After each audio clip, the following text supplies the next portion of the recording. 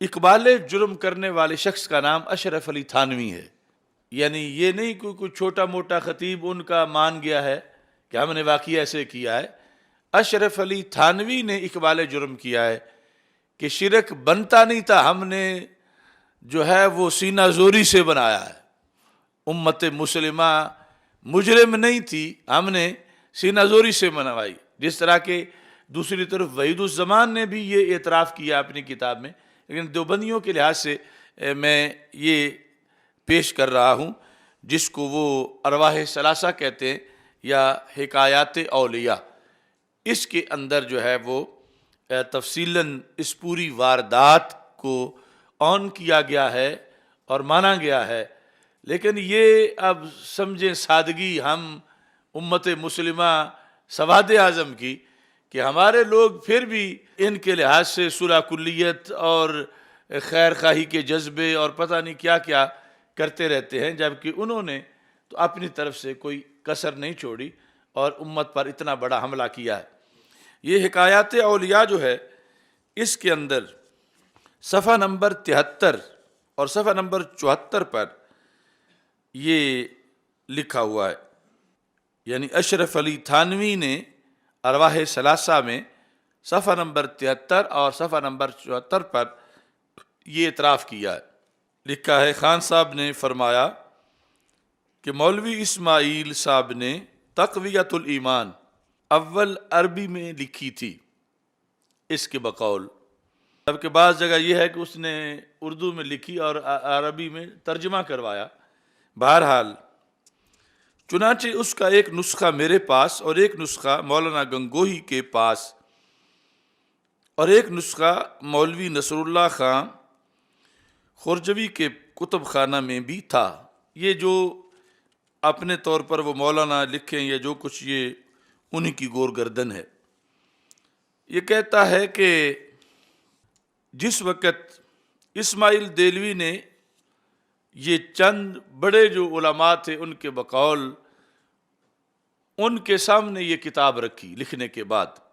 ان کے سامنے تقویت الایمان پیش کی اور فرمایا کہ میں نے یہ کتاب لکھی ہے اور میں جانتا ہوں کہ اس میں بعض جگہ ذرا تیز الفاظ بھی آ گئے ہیں. یعنی لکھنے والا خود یہ اعتراف کر رہا ہے، ابھی چھپی نہیں تھی، لکھنے کے بعد اس میں بعض جگہ ذرا تیز الفاظ بھی آ گئے ہیں اور بعض جگہ تشدد بھی ہو گیا ہے. تشدد، فکری تشدد، یعنی سخت فتویٰ. بعض جگہ تیز الفاظ آ گئے ہیں اور بعض جگہ تشدد بھی ہو گیا ہے. کس طرح؟ مثال کے طور پر صرف ایک ظلم کی طرف اشارہ کرتا ہے خود ہی کہ یہ اشرف علی تھانوی راوی ہے اسماعیل دہلوی جو مصنف ہے، خود اس کی بات کو بتا رہا ہے کہ اس نے کہا مثلا ان امور کو جو شرک خفی تھے جلی لکھ دیا گیا ہے. دیکھو ہاضمہ کتنا تیز ہے کہ تشدد کیا ہو گیا ہے کہ حق کو باطل لکھ دیا ہے، کفر کو اسلام لکھ دیا ہے، اسلام کو کفر لکھ دیا ہے، اور ان کے ذہن میں بس تھوڑے سے لفظ تیز ہو گئے ہیں اور تشدد ہو گیا ہے. تشدد کیا ہے؟ ایک مثال اس کی کہ مثلا جو ان امور کو جو شرک خفی تھے جلی لکھ دیا گیا ہے. اب اس مسئلے کو ضمناً سمجھ لیں کہ شرک خفی ہے ریاکاری اور شرک جلی وہ ہے ظلم عظیم. یعنی 100 کا قتل بھی شرک جتنا جرم نہیں، کیونکہ 100 کا قاتل بخشا گیا. بخاری شریف میں وہ حدیث ہے. اور دوسری طرف ان اللہ لا یغفر ان یشرک بھی، اگر اللہ کے ساتھ کوئی شرک کرے وہ نہیں بخشا جائے گا، کیونکہ ان الشرک لظلم عظیم، کہ شرک جو ہے وہ ظلم عظیم ہے. تو جو شرک خفی ہے وہ ظلم عظیم نہیں، تو جو ظلم عظیم نہیں تھا اسے ظلم عظیم قرار دے دیا. یہ مصنف اعتراف کر رہا ہے، اس کتاب کا مصنف اعتراف کر رہا ہے کہ میں نے اس کتاب کے اندر یہ کیا ہے کہ جو شرک خفی تھا میں نے اس کو شرک جلی لکھ دیا ہے. چونکہ شرک جلی وہ ہے کہ جس کی وجہ سے بندہ ملت سے نکل جاتا ہے، پھر مسلمان نہیں رہتا. شرک جلی کرے تو اس کی مسلمان بیوی سے اس کا نکاح ختم ہو جاتا. شرک جلی والا شرک میں مر جائے تو دائمی جہنمی ہوتا ہے. جبکہ جو شرک خفی ہے اس کی وجہ سے نکاح نہیں ٹوٹتا. مثلا ایک بندہ جو ہے وہ نماز پڑھنے گیا ہے مسجد میں، چاہیے تھا کہ ریا کی نیت نہ ہوتی، لیکن اس کے دل میں ریاکاری آ گئی ہے کہ لوگ دیکھ لیں کہ میں آج نماز پڑھ رہا ہوں. تو یہ ریاکاری جو ہے یہ ہے شرک خفی. اب اس وجہ سے یہ نہیں کہا جائے گا کہ نئے سرے سے کلمہ پڑھو یا تجدید نکاح کرو، یا اگر ایسی حالت میں وہ مر گیا تو کہا جائے کہ یہ مشرک مرا ہے. ایسا نہیں ہوگا. اگرچہ نقصان دہ شرک خفی بھی ہے،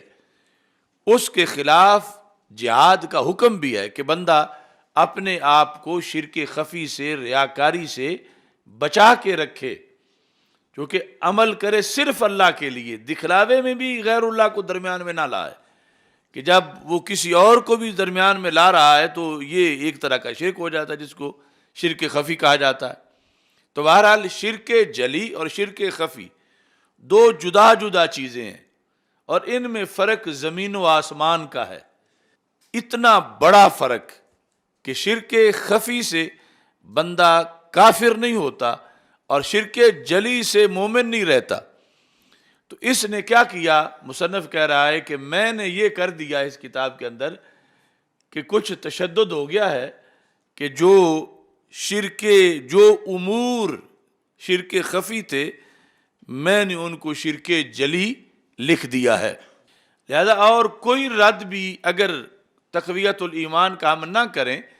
تو خود مصنف کے لفظوں پر ہی آج امت کو یہ فیصلہ کرنا چاہیے کہ یہ لوگ کتنے بھیڑیے ہیں، کتنے ظالم ہیں، اور کس قدر اسلام دشمن ہیں کہ انہوں نے کتنے لوگوں کو ناحق کافر قرار دیا اور انہیں دائرہ اسلام سے باہر کیا، اس بیس پر کہ جو بیس بنتی نہیں تھی کہ ان پہ فتویٰ لگایا جاتا کہ ان کا ایمان نہیں رہا. آگے کیا کہتا ہے؟ کہتا ان وجوہ سے مجھے اندیشہ ہے کہ اس کی اشاعت سے شورش ضرور ہوگی. یعنی ابھی تک تو لوگوں کو پتہ نہیں کہ میں نے ظلم کیا ڈھایا ہے، ابھی تو تمہارے سامنے میں نے لکھ کے رکھی ہے، لیکن جب یہ کتاب چھپے گی، کیا نام ہے؟ تقویت الایمان، اصل میں تفویت الایمان، کہ جب یہ کتاب چھپے گی تو جن کے خلاف ہے وہ کوئی 200-400 بندہ نہیں، وہ کروڑوں مسلمان ہیں اور ہیں مظلوم، وہ مجرم نہیں، ناحق ان کے خلاف یہ فتویٰ لگ رہا ہے. تو ظاہر ہے کہ جب یہ کتاب چھپے گی، لوگوں کے پاس پہنچے گی، یہ فتویٰ مسلمانوں پہ لگے گا، تو کہتا ہے شورش ضرور ہوگی، لوگوں میں ہلچل مچے گی کہ یہ کیا ہو گیا ہے. یعنی ہم باپ دادا سے مسلمان آ رہے ہیں اور ہمیں ہی مشرک بنا دیا گیا ہے. کہتا ہے شورش ضرور ہوگی. اب یہ بات بھی ساتھ ساتھ جو کہ محاسبہ اپنا بھی کرنا چاہیے کہ اگر یہ کتاب آج بھی مارکیٹوں پہ ہے، مکتبے بھرے ہوئے ہیں اور اس کے اوپر جمعے پڑھائے جا رہے ہیں، اس کے درس دیے جا رہے ہیں اور اس کتاب کی تبلیغ کی جا رہی ہے، اور اس کے باوجود سنی ضمیر لمبی تان کے سویا ہوا ہے. یعنی ایسے مسلے اصلاحی تقریریں کرنے والے کہ جنہیں خبر ہی نہیں کہ اس اصلاح کا بیڑا بھی اٹھانا ہے. تو پھر یعنی یہ کس حد تک غفلت ہے قوم کی کہ لکھنے والا فائر کر کے بلکہ گولہ باری کر کے کہتا ہے شورش ضرور ہوگی، اور جنہیں گولے لگ رہے ہیں وہ آگے سے حرکت ہی نہیں کر رہے الا ماشاء اللہ. تو یہ بھی ہمیں جو اجتماعی ضمیر ہے، مجموعی ضمیر ہے، علماء کا، مبلغین کا، طلباء کا، مدرسین کا، اپنی قوم کا، جنہیں چھوٹی گالی نہیں دی جا رہی، مشرک کہا جا رہا ہے، جنہیں کہا جا رہا ہے کہ تمہاری بیوییں تمہارے نکاحوں میں نہیں ہیں، تمہارے نکاح ٹوٹ گئے ہیں، یہ سارا طبقہ جو ہے یہ وہ نگی چادر تان کے سینگ ہے، اس طرح کی صورتحال میں لگے ہوئے ہیں، اور انہیں یہ بھی معلوم نہیں کہ سب سے بڑی اصلاح تو یہ ہے کہ ہم اس فتنے کا رد کریں، اس کا جواب دیں کہ جس کو تم نے شرک کہا یہ شرک نہیں ہے، تم ظالم ہو۔ امت مسلمہ میں جو بیماری تھی وہ تو ریا کا علاج کرنا تھا، ریا کا جواب دینا تھا، ریا سے بچاؤ کرنا تھا، اور تم نے ان کو وہاں پہنچا دیا کہ جہاں اب نہ ان کی نماز قبول ہو، نہ روزہ، نہ حج، نہ زکوٰۃ، چونکہ مسلمان رہ کے تو پھر آگے ان کی اصلاح ہو، تو جب مسلمان ہی نہ رہیں اس فتوے کی روشنی میں تو پھر ان کا تو کوئی کام کسی کرنے کی اہلیت ان میں باقی نہیں رہے گی۔ تو اس شخص نے کہا کہ شورش ضرور ہوگی، لہذا یہ جملہ ایک تھرمامیٹر ہے حیات اہل سنت چیک کرنے کے لیے کہ اس شورش کے آثار کہاں کہاں سنیوں میں نظر آ رہے ہیں، کہ جو اس بڑے حملے کے رد عمل میں ثابت کر رہے ہیں کہ ہم زندہ ہیں، ہم موجود ہیں، ہم پہ حملہ ہوا ہے، ہم دیواریں نہیں، ہم اینٹیں نہیں، ہم پتھر نہیں، ہم جمادات نہیں، ہم زندہ ہیں۔ تم نے ہمارے اوپر حملہ کیا اور ہماری پوری تاریخ پہ 14 صدیوں پہ حملہ کیا، یہ بھی آج چیک کرنے کی ضرورت ہے، چونکہ صلح کلیت نے اس قدر کھوکھلا کر دیا ہے جسد اہل سنت کو الا ماشاء اللہ کہ یہ پتہ ہی نہیں چل رہا، وائے ناکامی متاع کارواں جاتا رہا، کارواں کے دل سے احساس زیاں جاتا رہا۔ بندہ کتنا ہی کمزور کیوں نہ ہو، جسے پتا ہے کہ مجھ پہ حملہ ہو رہا ہے وہ تو بچنے کا کچھ سوچے گا، اور جو اتنا بے خبر ہے کہ اسے پتہ ہی نہ ہو مجھ پہ حملہ ہو رہا ہے تو وہ کتنا طاقتور ہو پھر بھی حملے سے نہیں بچ سکے گا۔ تو اس بنیاد پر اس حملہ آور کے لفظ جو ہے وہ ذہن میں رکھو کہ حملہ آور کہتا ہے کہ اتنا کچھ میں نے کر دیا ہے کہ شورش ضرور ہوگی۔ اگر میں یہاں رہتا، چونکہ اس کو ادھر جہاد کا شوق بھی ہے اسماعیل دہلوی کو، کہتا اگر میں یہاں رہتا تو ان مضامین کو 8-10 برس میں بتدریج بیان کرتا، یعنی یہ اسے بھی پتا ہے کہ ڈوز تیز بڑی ہے اور وقت کافی چاہیے تھا کہ تھوڑا تھوڑا کر کے کہ بندوں کو پتہ نہ چلتا اور میں اپنا کام کر جاتا۔ اس کتاب کے مضمون جو غلط فتویٰ لوگوں تک منتقل کرنے میں 10 سال چاہیے تھے، پھر شورش نہ ہوتی، پھر لوگ جو ہیں وہ آہستہ آہستہ اس کو مان جاتے اور بیک وقت تو شورش ہوگی۔ کہتا ہے کہ 10 برس میں بتدریج بیان کرتا، لیکن میری مجبوری ہے۔ کیوں؟ کہتا ہے لیکن اس وقت میرا ارادہ حج کا ہے۔ کتنا اچھا کام کر کے حج کرنے جا رہا ہے، کہتا ہے میرا ارادہ اس وقت حج کا ہے، اور وہاں سے واپسی کے بعد عزم جہاد ہے، کہ پہلے حج کرنا ہے، حج کے بعد آ کے جہاد کرنا ہے۔ تو مسلمانوں کو میں نے ایسے ہی ذبح کرنا ہے، یعنی یہ بیک وقت ہی میں حملہ کروں گا، جو 10 سال کا کام ہے میں نے اب ہی کرنا، چونکہ میرے پاس ٹائم نہیں کہ پہلے میں نے حج کرنا ہے اور اس کے بعد عزم جہاد ہے۔ پھر سوال پیدا ہوتا تھا کہ چلو کسی اور کی خدمت کو موقع کسی کو دے دو، آپ کے پاس 10 سال نہیں تو یہ ظلم امت پہ کوئی اور ڈھالے۔ تو کہتا ہے کہ دوسرا اس بار کو اٹھائے گا نہیں، یعنی اور کسی میں اتنی جسارت نہیں، جو ظلم میں کر سکتا ہوں وہ میں ہی کر سکتا ہوں، کہ میں کسی اور عالم دین کے سپرد کر جاؤں کہ وہ یہ فتویٰ امت پہ لگائے، وہ نہیں لگا سکے گا۔ یہ کام میں نہیں کرنا ہے، اور کرنا تھوڑے وقت میں ہے، چونکہ حج بھی کرنا ہے، جہاد پہ بھی جانا ہے، تو یہ آپشن کہ کوئی دوسرا کرے رفتہ رفتہ، کہتا ہے کہ دوسرا اس بار کو اٹھائے گا نہیں۔ اب یہ بھی لگا لو اندازہ کہ اس شعر نے کتنا بڑا کام امت کے لیے کیا ہے کہ فتویٰ امت پر لگانا ہے۔ کہتا ہے کہ دوسرا کوئی ایسے اعصاب نہیں رکھتا کہ اتنا بڑا ظلم امت پہ کرے کہ جو کفر شرک نہیں وہ بنا کے ان پہ مسلط کر دے، دوسرا کوئی نہیں کرے گا، کرنا میں نہیں ہے۔ تو اب پھر یہ مزید امت کو پھر برداشت کرنا پڑے گا کہ جو 10 سال میں ہونا تھا اب وہ فوراً میں ظلم کرنے والا ہوں۔ کہتا ہے کہ اس لیے میں نے یہ کتاب لکھ دی ہے، گو اس سے شورش ہوگی، یہ تو ہونا ہی ہے، یعنی یہ اسے یقین ہے، یہ دوبارہ اب کہہ رہا، کہتا ہے گو اس سے شورش ہوگی، مگر توقع ہے کہ لڑ بھیڑ کر خود ٹھیک ہو جائیں گے۔ شورش ہوگی مگر توقع ہے، یعنی یہ اہل سنت کی سستیاں اس نے سامنے رکھی ہوئی ہیں یا ان کا بھول جانا۔ توقع ہے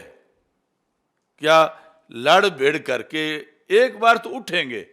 کہ یہ کون ہوتا ہے اسماعیل دہلوی ہم پہ فتوے لگانے والا، اس نے اتنا ظلم کیا، اس نے اتنا، بالآخر پھر اسماعیل دہلوی کی ذریت سے رشتے ان کے شروع ہو جائیں گے، رشتہ داریاں ہو جائیں گی، پھر کئی جگہ استاد شاگرد بن جائیں گے، کئی جگہ پیر مرید بن جائیں گے، پھر ان میں قربت پیدا ہو جائے گی۔ تو کہتا ہے لڑ بھیڑ کے خود ٹھیک ہو جائیں گے۔ اس واردات اور دیدہ دلیری اور یہ جسارت اور جو اس کا آگے تجزیہ ہے، یہ ساری چیزیں بڑی قابل غور ہیں۔ نہیں، آج سے کتنے سال پہلے کی بات میں بتا رہا ہوں، اور یہ ان کے گھر سے ڈھونڈ کے ساری واردات آپ کے سامنے رکھ رہا ہوں اتنے سالوں کے بعد، کہ انہوں نے جب یہ ظلم کیا، جس پر پھر دھڑا دھڑ کتابیں لکھی گئیں، پھر فتوے، پھر ہزاروں کتابیں، چھوٹے چھوٹے رسالے، اور یہ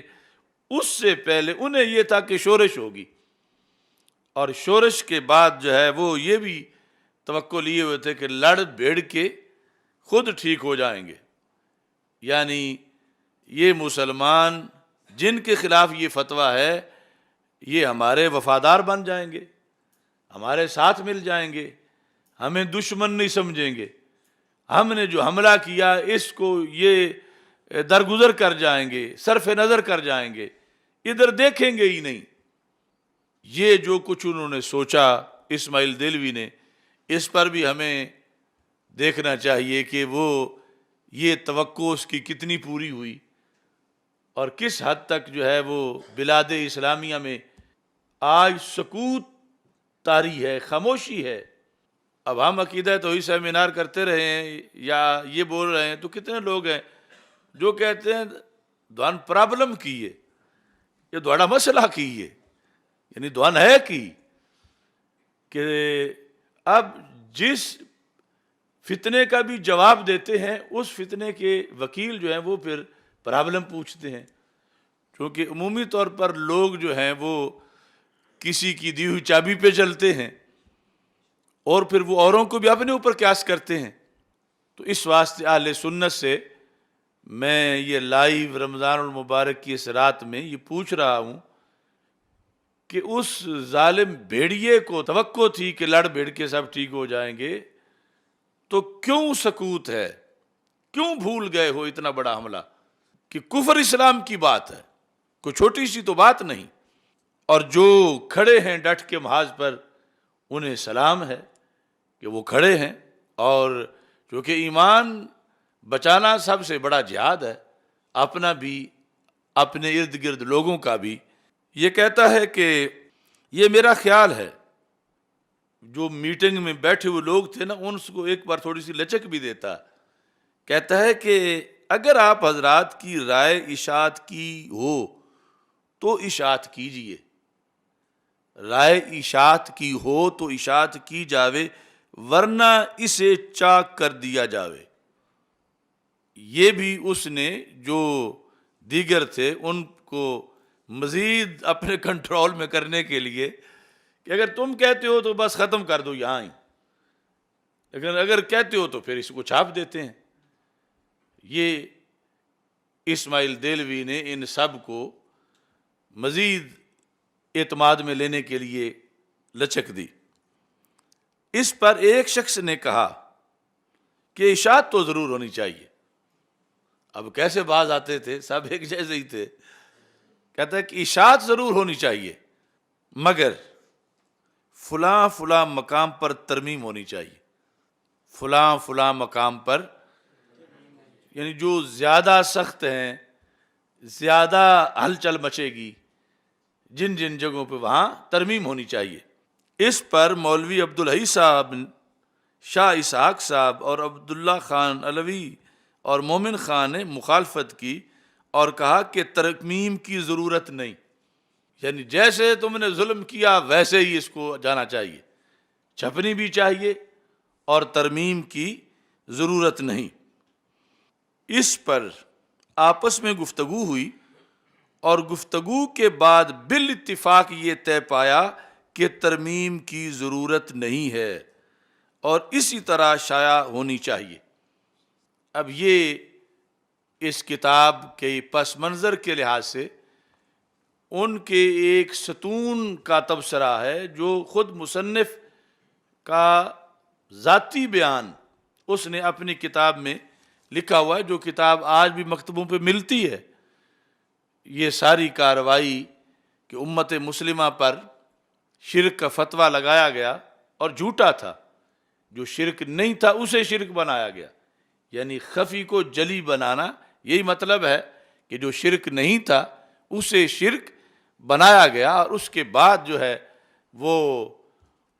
آگے امت کی یہ صورتحال ہے کہ ان کے بدن میں اللہ ماشاءاللہ اتنی سستی سرایت کر گئی ہے کہ وقت گزرتے گزرتے آج کسی کو پتہ ہی نہیں کہ اتنا بڑا پہاڑ جو وہ گرایا گیا تھا، اور لوگ بھول کے اپنے اپنے کاموں میں لگے ہوئے ہیں، اور ادھر سے یہ اتنی بڑی جسارت امت مسلمہ کے خلاف کی گئی، اور وہ کرنے والے بدستور قائم ہیں، اسے روزانہ پڑھتے ہیں، پڑھاتے ہیں، تقریریں کرتے ہیں، اور ساتھ ہمارے لوگ ان سے دوستی بھی کرتے ہیں اور ان سے مار بھی کھاتے ہیں، اور یہ سوچ نہیں آ رہی الا ماشاءاللہ کہ ہمیں اس جھوٹ کا پردہ چاک کرنا چاہیے کہ ہم آخری امت ہیں اور ہم امت توحید ہیں،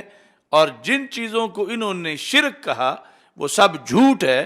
وہ شرک نہیں ہے، بلکہ اس امت نے قیامت تک کے لیے جو رسول پاک صلی اللہ علیہ وسلم کی دی ہوئی سند ہے،